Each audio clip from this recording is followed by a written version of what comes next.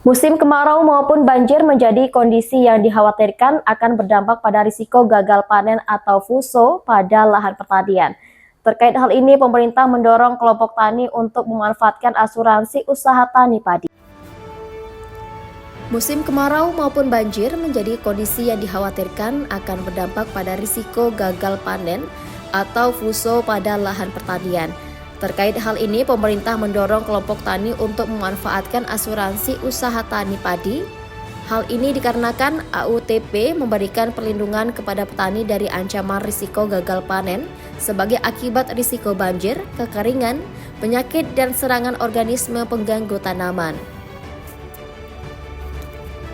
Kepala Dinas Tanaman Pangan dan Hortikultura Provinsi Jambi, Rumusdar, menyebutkan apabila ada gagal panen pada lahan padi petani, maka dapat bertanggungan dari pihak asuransi sebesar 6 juta per hektar.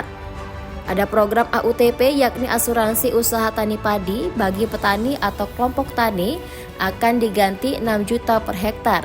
Dalam hal ini petani hanya membayar Rp36.000 per hektar dan sisanya dari Pemprov subsidi, sehingga apabila ada gagal panen di lahan petani dapat diganti melalui asuransi Jasindo. Pemerintah juga sedang berupaya baik melalui Kementerian Pertanian ataupun melalui pemerintah provinsi sedang berupaya bagaimana untuk mengantisipasi dampak perubahan iklim sehingga petani kita nanti tidak mengalami kerugian baik di musim banjir maupun di musim kering. Kalau di musim banjir nanti kita akan upayakan pembuatan tanggul-tanggul. Kemudian di musim kering nanti kita akan coba sudah dilaksanakan oleh pemerintah Mbak Provinsi maupun pusat bantuan pompa air. Nanti kalau di musim kering bisa dipakai. Disampaikannya premi asuransi sebesar Rp180.000, bantuan pemerintah 80%, premi menjadi Rp36.000. Meski begitu, sepanjang tahun 2024, Dinas TPHP Provinsi Jambi mendapat laporan lebih dari 3.275.000 lebih lahan persawahan mengalami FUSO akibat banjir dan kekeringan.